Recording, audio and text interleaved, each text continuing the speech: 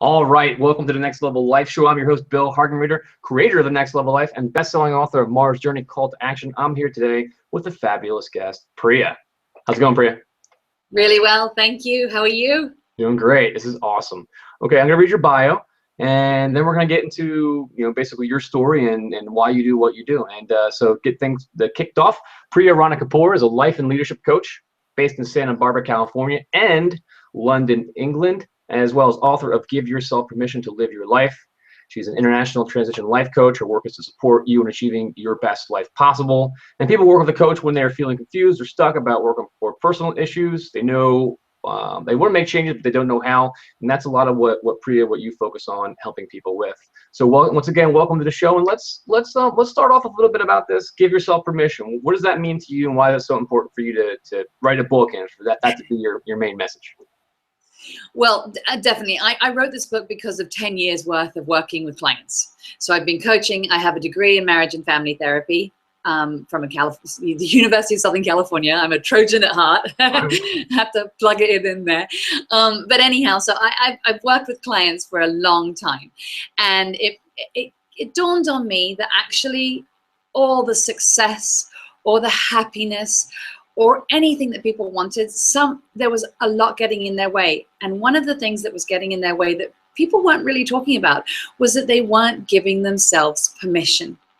So I'd say this to them, they'd say, oh, I really want this to happen, or blah, blah, blah.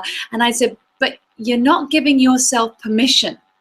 And they said, of course I am. How ridiculous. Why would I not give myself permission to make money or to be successfhere? And I'm like, okay, let's look at this. And so that's where it came from. And that's why I thought, you know what, I'm going to write a book about this. Yeah. So what are some things in your life where did you, so giving yourself permission is kind of a learned thing. You might just naturally give yourself permission or not. And we do it both in different areas. Mm-hmm. Where did you start making, I guess in your life, can you trace back to any parts where you gave yourself permission and you look back and like, oh yeah, that's when I started doing that? Yeah. I think so often people they look for permission from other people. So we look for approval, and that's where we get our permission from, as it were. It's from other people. So I spent my whole life seeking other people's approval, especially my family's, and I wanted to be the good girl and do the right thing. And so I lost a lot of my life because I wanted to please everybody else. And I think a lot of people can resonate with that. Oh, yeah.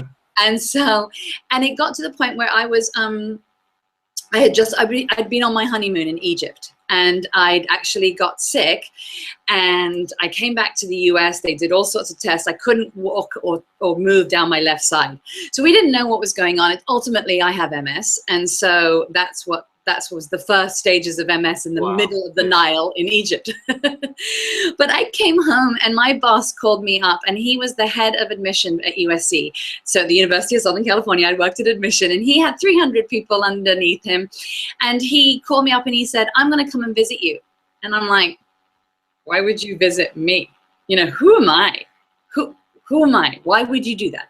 Right. But he came and he sat with me for 4 hours. And when he left, I was exhausted. But all of a sudden I said, why did he come? Yeah. Why am I worthy of this? And then I thought, actually, I must be worth something if he sat with me. Wow.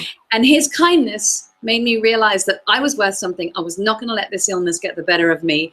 I am me, and I was going to do what I needed to do for my life. And I gave myself permission to live my life at that point. Wow.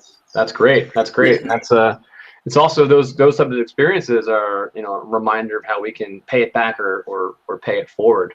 And, I think in kind of putting a book together like this, that's been out for a while, and also in the life coaching, I think that's a clear reflection on, hey, you took a powerful experience and now you're helping others, kind of through the lessons that you've learned. Yeah, because someone had helped you. So there's a whole chapter in the book called Dream Team Members, yeah. and it's a really important bit. Take stock of the people that have put out their hand to help you, because they see you from the outside. And so that's not approval from them, but they've done it on their own fruition. And so he was one of those. So he's the head of my dream team. And I think everybody has it, even though people will say they don't, but they do. And it could be just the cobbler on, the flower person who gave you a flower just because. So. No, that's great. So normally, well, we talk about influences and books and speakers, but and we're talking about your book in a little bit. But now that we're talking about your book, we'll focus on that, and then we'll get to the influences later if that works for you. Whatever works for you. Yeah, yeah. I think so. I'm curious. So how a book like this? How long did it take you to write? What's the journey like for you? I mean, did you when on the final? Because I know my wife Danielle, she wrote a book, Unleash Your Inner Diabetes down there. It took her 4 years. Yeah, great. Yes, you do.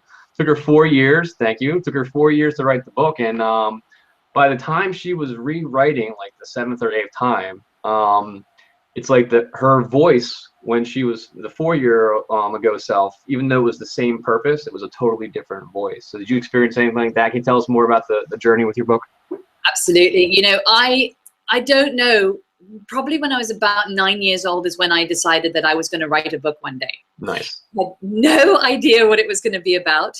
And when I was first diagnosed with MS, I thought I was going to, you know, write about my journey with MS, or because I'm actually asymptomatic now and I don't take any medication, but I'm not saying that everybody should not take medication. I have for years. So I thought I'd write about that journey.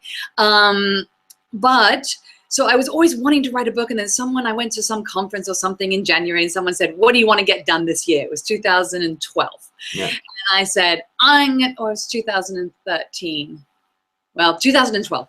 I said, I'm going to get the book finished in 1 year. And I hadn't even started it. So anyhow, long of the short of it, I thought, no, you know what? I don't want to write about the journey with MS. I want to do something that I've learned from my clients, because I've learned so much. So I wanted to do empowerment and freedom. And I was like, oh, what am I going to do? Long of the short of it, the Give Yourself Permission came up. And I thought, okay. So all in all, it took me about 1.5 years to write the book. And I completely sequestered myself. I didn't see my friends. I didn't talk to anybody. Yeah, I was obsessed. I was obsessed. I was working on Sundays, and I took myself out, and I went to a club and just worked all day, every day. Didn't see many clients. By the grace of God. Did you say club?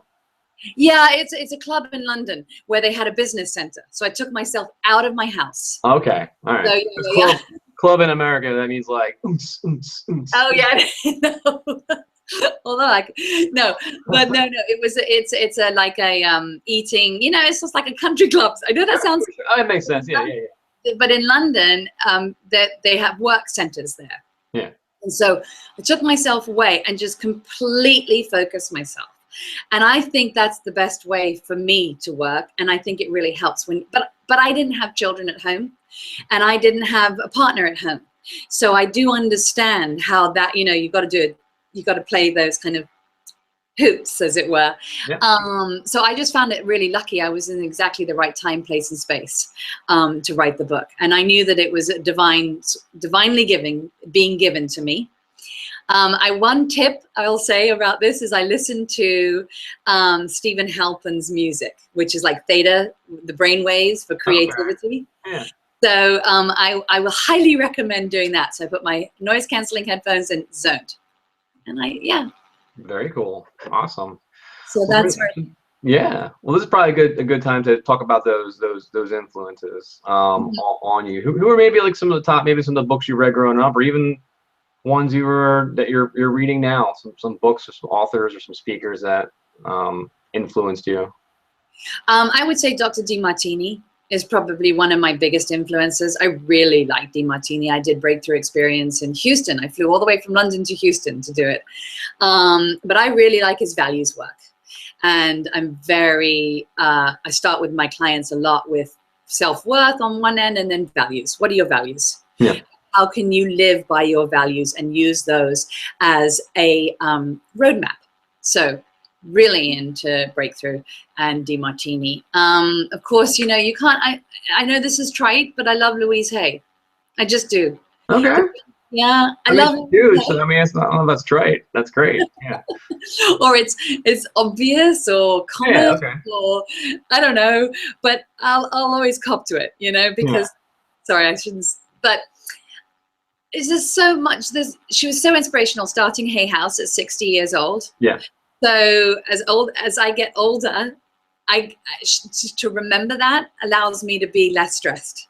as things go on. So, so the work that she's done, the work with the AIDS community in the 80s, her story, everything. So there's a lot there. And you know what the other thing is with that, I can refer a lot of my clients, because a lot of my clients are new to personal development and spirituality in some ways. So when they start to ask questions about spirituality, I will refer to Louise Hay and Hay House, because that's a good springboard. No, no, that's awesome. That's great. And we actually, you and I met, and one of the things I stress to people that are watching that, you know, the show's called Next Level Life. And, you know, it's about taking your life to the next level, about living what your purpose and your passion. And also it's about being a lifestyle entrepreneur. And that's, you know, focusing on, you know, not just, you know, getting, you know, paid. It's about, you know, time freedom, geographic freedom to travel. And it's also about getting out there and learning and getting in. And you and I met at an industry event, at a training event, and several times. And that's just one of the biggest, best things that you can do. You can do a lot of book learning, you can do a lot of learning online, you can do a lot of, you know, self work, but you got to get out there and get to an event and get around. Brendan Burchard, Experts Academy is one of the ones that we did. Went to Tony Robbins, you know, Unleash the Power Within. Have you been to a Tony Robbins event before? You know what? I haven't. Okay. I have not, and I keep threatening to go. Yeah. I don't know why. I've gone to different ones, masses of different ones. Sometimes you think, oh my God, I've done too much. I can't do anymore. Yeah. But it's about getting out there and continuing to learn and continue to improve. And that's I'll check out Dr. DeMartini actually. What are some? So you said that. What are some of the focuses of that one that you're talking about? DeMartini, it's all about balance. First of all, when good things happen, when bad things happen, good things happen. It's balancing things out. So, and he's a phenomenal speaker. I mean, he speaks 300 days of the year. Really? Lots of groups. Yeah, he lives on the World, which is the ship that sails around the world. Okay. So, but he's living there 65 days of the year. So otherwise, he's touring the world, and so he does a program called Breakthrough Experience, which is really again about breaking through things that are holding you back from your past. So, but values work is his big thing. So, interesting. Yeah.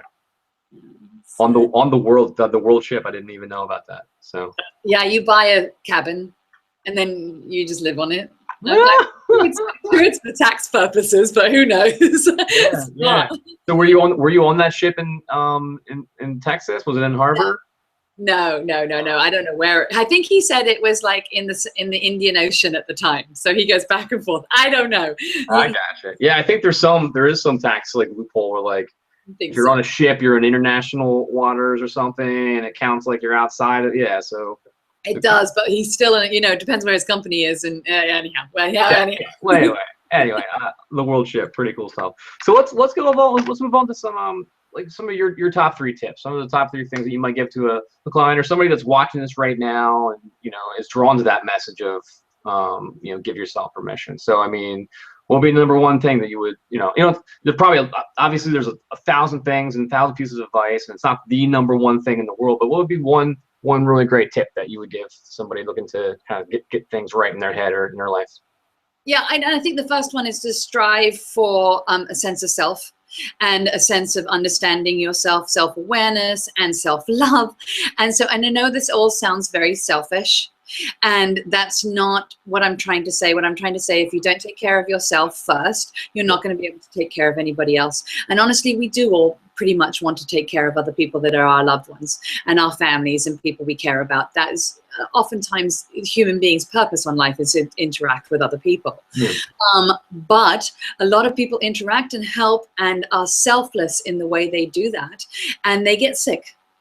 And, you know, this goes back to one of the things I think that maybe one the MS came is because I had been not taking care of myself. I'd been taking care of everybody else and putting myself on the back burner to the point that the body finally said, hey, what about me? Right. Take care of me. And so I just urge people first off is to know they matter, and which is the first chapter of the book. Give yourself permission to know you matter. And that is the hardest thing for my clients to do. So I really encourage people to do anything they can possibly do quietly. You don't have to tell everybody, you know, that you're actually working on loving yourself, but do it. Yeah, no, it's interesting and it's awesome piece of advice, and it's also one of the things about, from a business perspective, life coaching business, a coaching business where you have to know your market, and your market is made up of individuals, and sometimes when concepts of self-love to you are just so, yeah, obviously self-love is hugely important. You have to remember that a lot of times people out there might not know that, so that's great that you're able to kind of put yourself in that perspective and get that message out there. And I also think that even if we know it, Yeah. it's hard to do, because sometimes you think, oh gosh, who am I to do this? Really, I should just be working more. I've got to get the money in, and all this sort of stuff. And so you forget at all points. So it's coming back to that. Oh, am I being kind to myself in this situation? No. Okay, how am I going to change it? So I think no matter where you are on the spectrum of personal development, we can keep back to it. Yeah, absolutely. Keep coming back to it. Remind yourself, set little things up. Tell yourself you love yourself in the mirror. Wait, isn't that right? Should I stop doing that? Wait a minute. Yeah, I know. Who's looking? You're like, it's like vision boards. Sometimes people don't want to show those out. I said, okay, put them behind the door. Hide them. It's okay. If you don't Danielle and I have those right when you walk in our door, right at the top of the stairs. They're right there. Oh, you don't like it? Get out. All right, so that's a great one. No matter. We'll be number 2 on. We'll be a second tip that we can give out here. I think the second one, and this is really strange, when you start sort of seeing things for what they are, you start thinking, oh my goodness, my job is not in my life purpose. And so I guess the second piece of advice, rather controversial, I think maybe, is don't quit your job right away. So what I mean by that is to live in your life purpose and in your flow. Your job sometimes may not be in sync with that, but you still have to make ends meet. And one day, it's how you can get to that point. Don't throw the toys out of the pram. Don't throw the toys out. And I have clients that come to me and they say, I'm quitting my job tomorrow. I'm like, wait. So really what I mean by that is find your purpose and your flow in your job somehow. Do you want to share the story you were telling me just beforehand about being in the military and finding? Yeah, sure. That's great. Yeah, absolutely. So, first of all, I love that tip. And I got to think about, you can leap it, and the net will appear, or you can start building that net, and then leap later, and you kind of know, you kind of balance those two things out. But we're talking about basically for me, one of my defining moments. I joined the military after 9/11. I was in the Army. And I went to Iraq, and basically I was using my skill set as a information systems technology administrator. And when I got there, they messed up my paperwork. Imagine the government, United States government, messing up paperwork. And my rank was like a private, and it should have been like 3 ranks higher. So they matched me up for the first 2 weeks with the unit that was leaving with the lowest ranking person who had one of the lowest skill sets. And I just said to myself, I know for the next year I want to be doing low-level stuff when I have a higher skill set and a higher purpose. So I ended up using my networking skills, made friends with a staff sergeant several levels above me, and by the time he left in 2 weeks, he actually knew my purpose, knew my worth, because I'd focused on it and learned and trained. He actually crossed the name out and put my name out. So for the rest of the year, I knew that I was doing something that was worthwhile. Yeah. Exactly. And so you got into your purpose and your passion and your flow, whatever you want to call it, but you got to a place where you were doing something that you were good at, that you liked, and that you were adding. Because you were finally in a place where you were adding to the work that was being done by the US military in Iraq at that time. Yeah. So you were contributing to the cause, and you were doing it in a way that was good for you, but you didn't start that way. And so that's what I mean. You can't leave the Army. You can't do it more. I mean, you can, probably not a good idea. Yeah. So you didn't really have the option to leave, but you actually figured it out. So that's what I mean. That's my second tip. Don't quit, figure it out. Figure out how you can get to where you want to be in a safe environment. Yeah, no, it's amazing. Another one, a more, for a corporate level position or something like that, is what skill sets are you going to need, if you want to, charge out on your own. So I'm a project manager by trade, and I focus innovation and cybersecurity, but I go with the project management because almost everything you do, is a project. You have milestones, you have an outcome. So can you get into project management? Do do you want to need to talk more sales? Maybe there's a sales type thing you can do. Maybe you could do more presentations and just start within the role that you're at. Start doing the things that prepare yourself for the job that you want to do. Absolutely. I mean, that's the nail on the head, as it were, or the head on the nail, whatever it is. But that's the truth. Figure out what you like to do. See, a lot of people don't give themselves permission to figure out what it is exactly they like to do. Yeah. So I love it. All right, let's go into a third one then. What would be a third tip, a third top tip you would give out? Okay, this is a really quick, and I love this one. And when I work with clients, people get it right away, and it changes a lot for them. So it's figuring out what you can control, what you can't control, and what you can influence. So I have the circles of control that people use. It's called spheres of control. It's called spheres of influence. It's called all sorts of things. It's used in psych. It's used in coaching. It's used in business. And so actually it's in the book, and you can get a download from the website, whatever. But this is my one thing where it can switch. Once you figure out that you cannot control the wedding and that you cannot control the weather on your wedding day, you realize that there are other ways you can influence the wedding going well by having it indoors. So stop worrying about the stuff you can't control, because we actually oftentimes worry about things we can't control, but we haven't identified the fact that we can't control them. Yeah. So, and then there's that space in between of the influence. So we figure out what we can't control, figure out what we can control, and sometimes we think we have more control than we really do. So we can figure out that influence. So there's a lot more in the influence area than what people think. So that's communication. So that's the beginning of us. That's the springboard of a lot of work. So that's my other tip. No, that's great. So what would you do then? How what would be a way somebody could put that into action? So if you have a problem, so if you have like you're trying to figure something out at work, you're trying to talk to, if maybe you're having some conflict with a boss or a colleague. And so figure out what you can control in the situation. Are you going to be able to control this person's anger? Maybe they're a really angry person. Are you going to be able to control that? No. Right. But are you going to be able to control how you react to that and how you let it come into you?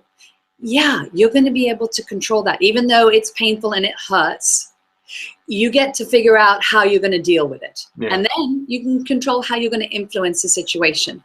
Now, you don't want to pander to them so they're not angry. They're just an angry person. So, how can you work it so it's to your best advantage? So, I mean, that could be manipulation. And I don't actually think that manipulation is a bad thing some of the time. Quite a bit of the time. It's just figuring out what works. Yeah. Yeah. No, Does that make sense? Yeah, absolutely. No, totally. And that's I guess it's when I think of that, how I use action triggers or signals, and usually when it's like you start to fear something, you start to get angry, that reminds me to start thinking about, well, what can I really control? What's really happening in the situation? What does this really mean? So you don't have to run around with a notebook all the time, but when you start just to associate, hey, I'm feeling this certain way. Now it's time for me to step back, and analyze and get to work, because what ends up happening, I mean, if you live your life where you're focusing more on what you can control and less on what you can't, what happens to you? How's that for you up? If you're focusing more on what you can control, right, and less. Let's say I'm spending 50% of my time on what I can't, and now I'm starting to do this, and now I'm just spending 80% of my time on what I can, and just kind of letting the other 20% go. Well, I would think it. I mean, I think it makes me more productive and less stressed and anxious, and it's a form of self-care. It is. It's back to this. I matter. What I can control matters more than what I can't control. There you go. I totally 100% agree with you. And I tell you, we talk for about 20 minutes prior to the show. We could probably talk for hours, but we do want to keep this at a reasonable length. So we're going to move on to like next projects. What are some things that you're working on that we want to let our audience know about that's important to you, that could be important to them? Right. So my book has the book I wrote about has my own story and stories of my clients in it. So we realized that there's a place for other people's stories to be heard, of where they gave themselves permission to live their own life and how they did it, what was going on, and what they did to move to a life that they're more content with. So we published a magazine last year, the Give Yourself Permission magazine. So that was very successful and people really enjoyed it. But what we realized, we only had 14 stories in that. And they were only going to be sitting on the shelf. Barnes and Noble bought them and it was all over. It was really successful. But what we realized, we only had 14 stories for 3 months. And that wasn't going to fly with us, because some of these stories were so poignant and so we'd been entrusted with people's stories, and they had poured themselves out there and really taken a risk. And it wasn't enough for me as the editor and my husband as the publisher to just give them the platform for 3 months. So we're moving it into a book. It's going to be the anthology, the Give Yourself Permission anthology. Okay. It's going to be 55 stories. And we are actively looking for people's stories of where they gave themselves permission to do something. And we want to hear it, because we want that. We want you to be able to share that with the world. And for next 30 years, if you look at Chicken Soup for the Soul, it's been out 25, 30 years since the first one, and it's still selling. Yeah. So we're looking for stories. We're looking for people's stories, and we're looking to publish that in May. Awesome. So then we'll post a link for that down below, some way for them to get in contact with you, or find what the guidelines are for submission. We'll also post any links to your site, the book itself. We'll put it all below. It's really, I think that you know, just it's an amazing message to give out there, and you don't hear it enough. And just to have a book with that message right there as a title, I mean, even if it's on your shelf, you know, you just pass by and it's like, oh yeah, you know, do you have that? I mean, it's on your wall back there. Is that a nice reminder for you, or what? And it's something that you can give someone else that you may think maybe isn't going down the line of personal development that you would like them to. There you go. Good luck with that, you know. But you can give this book to them, and they may not read it in the first 3 years, but they might afterwards, you know. Yeah. When the time is right, you know, the teacher will appear, and the teacher can be you. The teacher can be any one of the authors of the 55 stories, and so that's what's important. Everybody has a story. Yeah. And everybody wants to know they're not alone. And that's so true. I have the bookshelf behind me. Some books I have when I was like 15 years old, and I'll be working out. I'll look over and it'll just be like the book on decision making. I'm like, what? I need that, you know. But okay, so this is great. This has been awesome. We're going to wrap things up. This has been a really fun show. It was really great talking with you. For the audience, for the viewer right now, if you liked what you watched, give us a thumbs up, give us a like, subscribe for more videos. We're going to post all of Priya's links and links to her book and her website below. Sign up for that. If you're interested in telling your story and getting out there in a bigger way, sign up and see if we can get in the book. And we will see you on the next video. Thanks for joining in. Thanks, Priya. Thank you. All right. Bye.